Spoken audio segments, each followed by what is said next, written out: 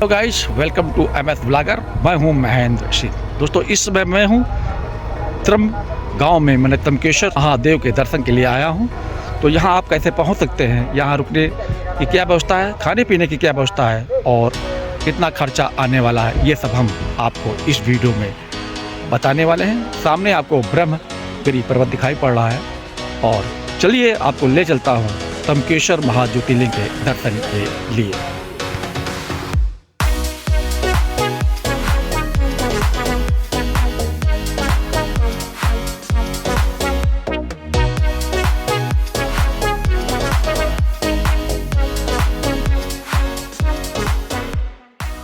दोस्तों, जैसा कि आप जानते हैं कि इस समय हम महाराष्ट्र टूर में हूं और महाराष्ट्र के 5 ज्योतिर्लिंग के दर्शन मैं कर रहा हूं और आपको साथ में करा रहा हूं।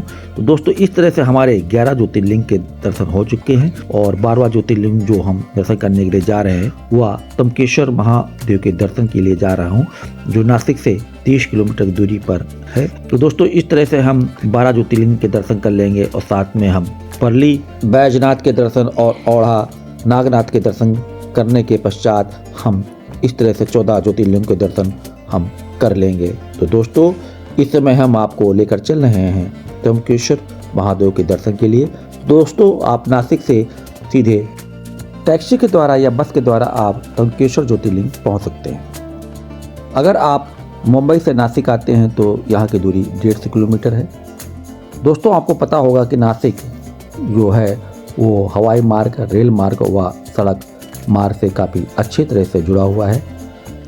तो सबसे पहले आपको नासिक आना पड़ेगा। अगर आप तमकेश्वर के लिए बस के द्वारा आते हैं तो हर घंटे में आपको नासिक के बस अड्डे से आपको बसें मिल जाएंगी। दोस्तों, अब हम बात कर लेते हैं कि अगर आप तमकेश्वर में रुकना चाहते हैं तो वहाँ के गजानन महाराज संस्थान में आप रुक सकते हैं। यहाँ पर जो कमरे का किराया है 475 रुपये आपको पड़ेगा। यहाँ पर डोमेट्री की भी सुविधा उपलब्ध है, तो आपको 60 रुपये देकर यहाँ आप रात व्यतीत कर सकते हैं। गजानन ट्रस्ट में आपको केवल फैमिली वालों के ही रूम अवेलेबल हैं। अगर आप तमकेश्वर महादेव के दर्शन के लिए आते हैं और यहाँ रुकना चाहते हैं तो आप सिंगल पर्सन हैं तो आप डोमेट्री ही आपके लिए ऑप्शन है।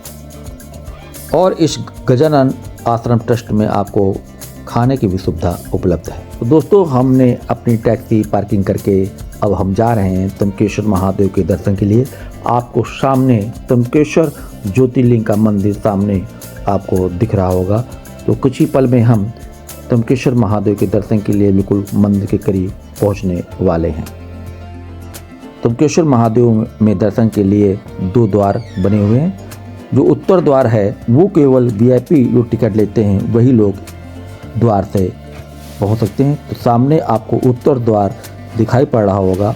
तो हमने तो कोई VIP टिकट नहीं लिया है, तो हम इसके जो दूसरा द्वार है तो यहाँ से 50 मीटर की दूरी पर दूसरा द्वार है, हम उसी द्वार से आपको दर्शन के लिए ले चलूँगा। तो यहाँ का VIP पास जो है वो 200 रुपये VIP द्वार से आप दर्शन के लिए जा सकते हैं। तो यहाँ से आपको 15-20 मिनट में तमकेश्वर ज्योतिर्लिंग के दर्शन हो जाएंगे। अगर आप इसके साधारण रूप से लाइन में लगकर जाते हैं तो आपको 1 से 2 घंटे में दर्शन हो जाएंगे। तो हम लाइन में लग चुके हैं और हम तमकेश्वर महादेव के दर्शन के लिए गर्भगृह के अंदर हम आपको ले चलेंगे। तो दोस्तों, अंदर मोबाइल ले जाना वर्जित है, तो जहाँ तक वीडियो बना सकते हैं वहाँ तक आपको हम दिखाने की कोशिश करूँगा। उसके बाद हम आपसे मंदिर के बाहर दर्शन करके मिलते हैं।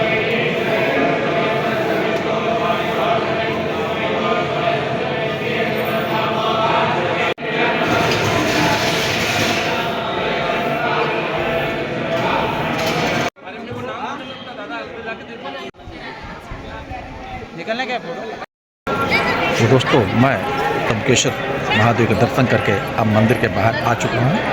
अब हम आपको मंदिर के बाहर के भी आपको दिखाऊंगा। हर हर महादेव। गर्भगृह में आपको जो मुख्य रूप से दर्शन होते हैं, जो गहरे गड्ढे में 1 इंच के 3 ज्योतिर्लिंग आपको दिखाई पड़ेंगे। भगवान त्रिविक्रम राज का जो प्रधान गर्भगृह है वो नीचे की ओर है। भक्तों को भगवान के स्पष्ट रूप से दर्शन करने के लिए उसी के ऊपर एक आईना लगाया गया है, जिसमें से आप देखकर स्पष्ट रूप से दर्शन कर सकते हैं। दोस्तों, आप किसी भी शिवलिंग के दर्शन करने जाते हैं तो ऊपर आपको लिंग दिखाई पड़ेगा, मगर इस ज्योतिर्लिंग में आपको एक गड्ढा दिखाई पड़ेगा जिसमें आपको छोटे छोटे 3 ज्योतिर्लिंग स्थापित हैं। दोस्तों, ये पूरा मंदिर ब्लैक स्टोन से बनाया गया है और ये नासिक से 30 किलोमीटर की दूरी पर स्थित है तमकेश्वर महादेव मंदिर। आप मेरे पीछे देख सकते हैं, बहुत भयंकर भीड़ है और हमें तो केवल आधा घंटा दर्शन करने में लगा और हम मंदिर के बाहर दर्शन करके आ चुके हैं।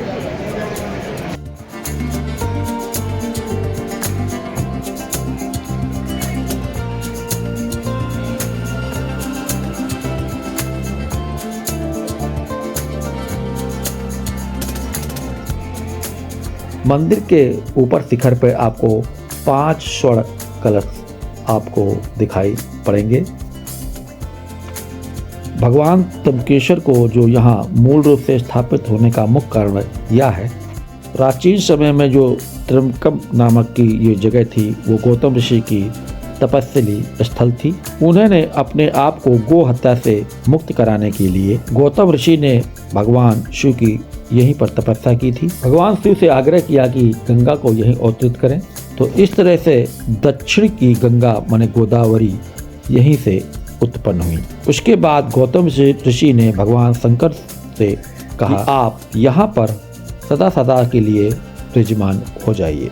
इस तरह से 3 नेत्र वाले भगवान शिव यहाँ पर स्थापित हो गए। यही कारण है इस मंदिर को तमकेश्वर महादेव के मंदिर के नाम से जाना जाता है।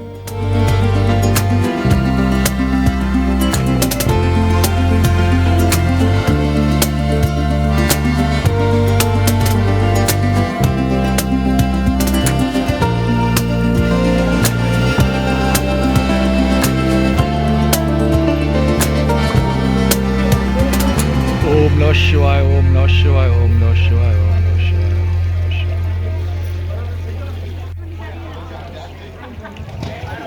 जब आप मंदिर के अंदर पहुंचेंगे तो गर्भगृह में स्थापित शिवलिंग काफ़ी दूर है, तो आप बाहर से यहाँ जुड़ लीजिए और मंदिर के बाहर आप यहाँ इस स्थान पर आकर यहाँ फूल और जल चढ़ा सकते हैं। तो मैंने भी जो फूल पत्ती बाहर से खरीद के लेकर आया था, जो हमने 50 रुपए में यहाँ बेल पत्ती और फूल खरीदा था, उसको इस ज्योतिर्लिंग पर चढ़ा देंगे और इसके बाद हम इस मंदिर के और भी व्यू मैं आपको दिखाने के लिए आगे की ओर ले चलूँगा।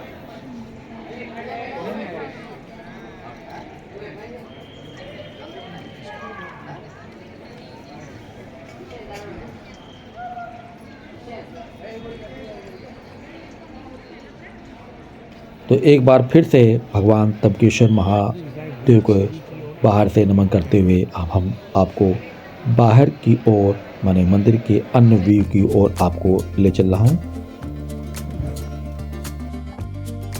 गोदावरी नदी के किनारे तमकेश्वर मंदिर काले पत्थरों से बना हुआ है। इस मंदिर की स्थापत्य कला बहुत ही अद्भुत है। इस मंदिर का निर्माण तीसरे पेशवा नाना साहब ने 1755 से 1786 ईस्वी तक कराया था। तो इस तरह से इस मंदिर को बनने में 31 साल लग चुके हैं। तो सामने जो हमने मंदिर के अंदर प्रवेश किया था, तो इसी के सामने में से अब हमने प्रवेश किया था। तो यहाँ गणेश भगवान की प्रतिमा है, तो उनके भी हम आपको दर्शन करा देता हूँ और उसके बाद हम वीआईपी द्वार से मंदिर के बाहर आपको ले चलता हूँ।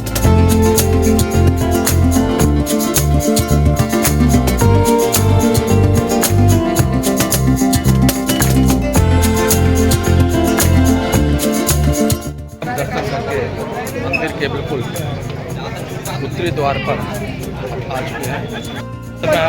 उत्तरी द्वार पर खड़े हुए हैं। तमकेश्वर ज्योतिर्लिंग के दर्शन के बाद हम आपको अब कुशावर्त तीर्थ स्थल ले चलेंगे। कुशावर्त तीर्थ जो यहाँ से है वो 200 मीटर की दूरी पर स्थित है। तो हम यहाँ पर नाश्ता पानी करके अब हम कुशावर्त तीर्थ की ओर हम आपको ले चल रहे हैं। कुशावर्त तीर्थ का जो इतिहास है बहुत ही रोचक है हम आपको कुशावर्त घाट ले चल रहे हैं।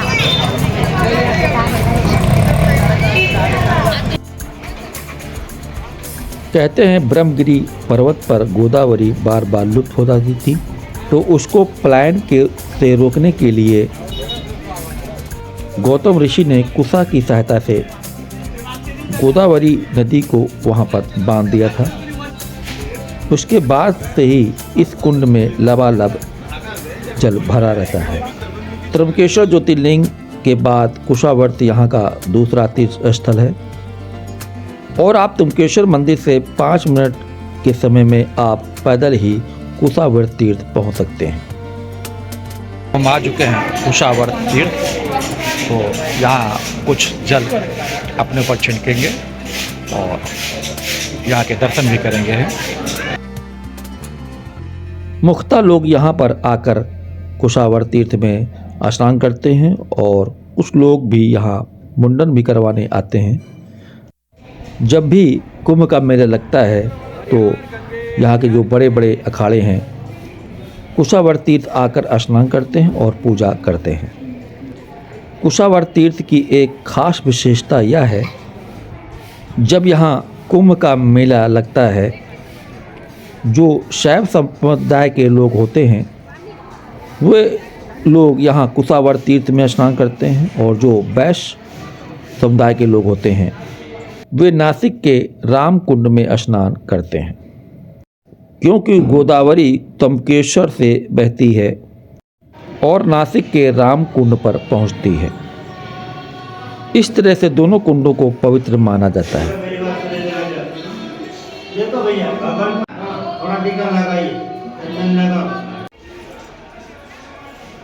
तो चलिए मैं आपको आगे की ओर ले चलता हूं, जहां से गोदावरी नदी का उद्गम है। तो सीधे माता गोदावरी के दर्शन के लिए मैं आगे की ओर आपको ले चल रहा हूं। बहुत ही अच्छा ये कुशावर्त तीर्थ का प्रांगण बनाया गया है। ये सामने जहाँ पंडित जी बैठे हैं मैं आपको दर्शन कराने ले चल रहा हूँ। तो नीचे की ओर आपको गोदावरी नदी आपको बहती हुई दिखाई पड़ेंगी।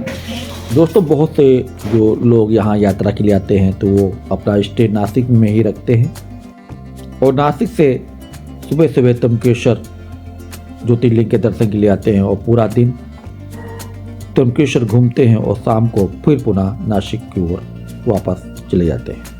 तो आप पर ये डिपेंड करेगा कि आप त्र्यंबकेश्वर में एक दिन रुकना चाहते हैं या नहीं रुकना चाहते हैं। तो गजानन आश्रम में आपको 60 रुपए में डोमेट्री में रहने की सुविधा इतनी अच्छी मिलती है और आपको कहीं नहीं मिलेगी। दोस्तों, अगर यहाँ पर आपको डोमेट्री के रूम भी नहीं मिलते हैं और रूम भी आपको नहीं मिलते हैं तो मंदिर के आसपास आधे किलोमीटर के एरिया में आपको बहुत सारे होटल मिल जाएंगे, जिसका चार्ज 700 रुपए से 1200 रुपए आपको पड़ जाएगा। और मंदिर के चारों तरफ बाजार है, तो आपको यहाँ खाने पीने की भी सुविधा उपलब्ध है। इस समय मैं आपको कुशावर्त तीर्थ के दर्शन करा रहा हूँ और सामने आपने देखा होगा कि वहाँ गोदावरी माँ इस कुंड में गिर रही हैं और ये जल पूरा एकत्र हो जाता है। तो बहुत से लोग यहाँ स्नान भी कर रहे हैं, तो आप यहाँ स्नान भी कर सकते हैं। जब आप कुशावर्त तीर्थ से आप त्र्यंबकेश्वर मंदिर की ओर आएंगे तो आपको आस-पास दाएं और बाएं बहुत सारी मार्केट मिलेगी, तो आप यहाँ अपनी सुविधानुसार वस्तुएं खरीद सकते हैं। तो मंदिर के आसपास आपको बहुत से खाने पीने की दुकानें मिल जाएंगी, जिसमें आप ढोकला, पोहा, आलू पराठा आदि खा सकते हैं। इसके अलावा जो यहाँ का प्रमुख महाराष्ट्रीयन भोजन है मिसल पाव, वो भी आपको खाने को मिलेगा। तो इस समय हम आपको एक शॉप की दुकान के अंदर ले चल रहा हूँ, जहाँ आप लकड़ी की वस्तुएं देख रहे होंगे, तो आप यहाँ खरीद सकते हैं। इसके बाद हम आपको आगे की ओर ले चल रहा हूँ और एक और दुकान दिखाने के लिए ले चल रहा हूँ, तो जिसमें कि बहुत सी मूर्तियाँ हैं। उनमें से हम एक मूर्ति लेने के लिए जा रहा हूँ। तो इस दुकान से मैंने एक गणेश जी की मूर्ति लिया जो कि 1200 रुपये की पड़ी है और उस मूर्ति को ले जाकर हम अपने मंदिर में स्थापित करेंगे।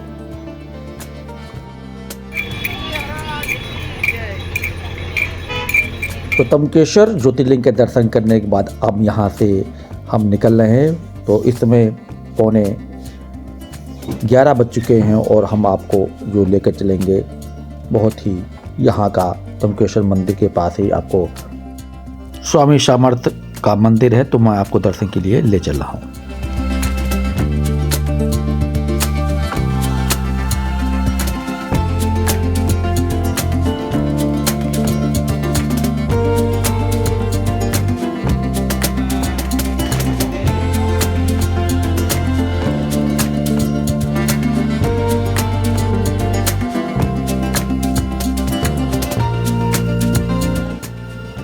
तो मैं आपको तमकेश्वर में श्री स्वामी सामर्थ के दर्शन के लिए अंदर मैं जा रहा हूं। दर्शन करके बाद मैं आपसे मिलता हूं। अंदर कैमरा ले जाना मना है, इसलिए मैं आपको अंदर की व्यू नहीं दिखा पाऊंगा। आते हैं, दर्शन करने के बाद आपसे मिलते हैं।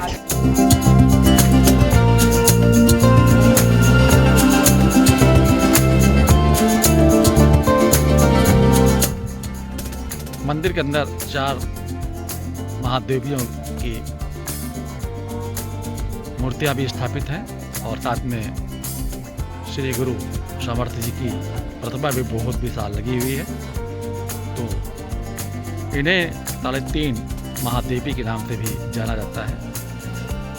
दर्शन करने के बाद हम अब बाहर आ चुके हैं। काफ़ी अच्छे से दर्शन मैंने वहाँ किया, कुछ समय वहाँ अंदर व्यतीत किया, मन को काफ़ी शांति मिली। तो आप जब भी तमकेश्वर आइए तो आप यहाँ भी दर्शन के लिए। तो स्वामी सामर्थ महाराज के दर्शन करने के बाद हम आपको अब ले चल रहे हैं अंजनी पर्वत, जहाँ पर बहुत ही सिद्ध हनुमान जी की मंदिर है। तो मैं इस समय हनुमान जी के मंदिर के सामने पहुँच चुका हूँ और आपको आगे दर्शन की ओर ले चल रहा हूँ। दोस्तों, इस समय हम आपको तमकेश्वर में सिद्ध हनुमान जी का मंदिर दर्शन कराने के लिए ले चल रहा हूँ।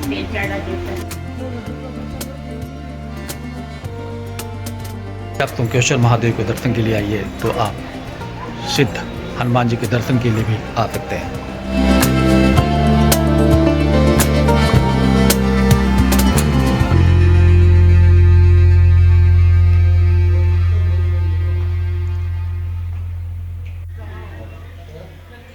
चलिए, हनुमान जी के दर्शन करने के बाद हम यहाँ से 2-3 किलोमीटर की दूरी पर जो स्थित है मणि केदारनाथ मंदिर, मैं आपको वहाँ के दर्शन के लिए ले चल रहा हूँ।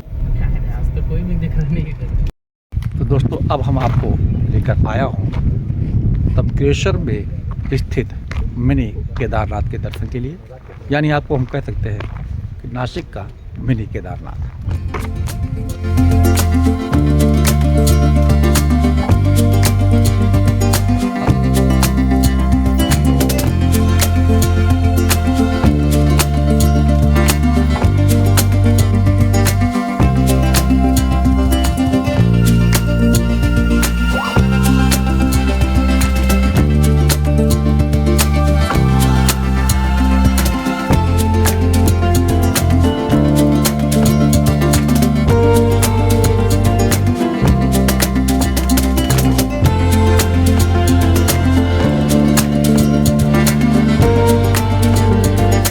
चलिए, मंदिर के दर्शन करने के बाद अब हम आपको बाहर की ओर ले चल रहा हूँ।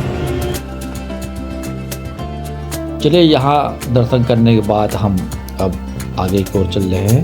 तो लगभग 1 बज गया है और बहुत ज़ोर से भूख लगी है।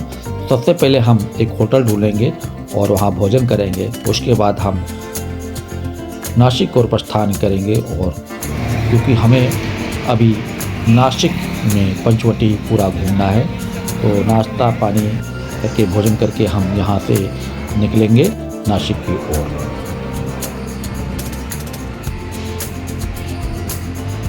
तो इस समय मैं हूँ तमकेश्वर में, और इस तरह से हमारे 12 ज्योतिर्लिंग आप पूर्ण हो चुके हैं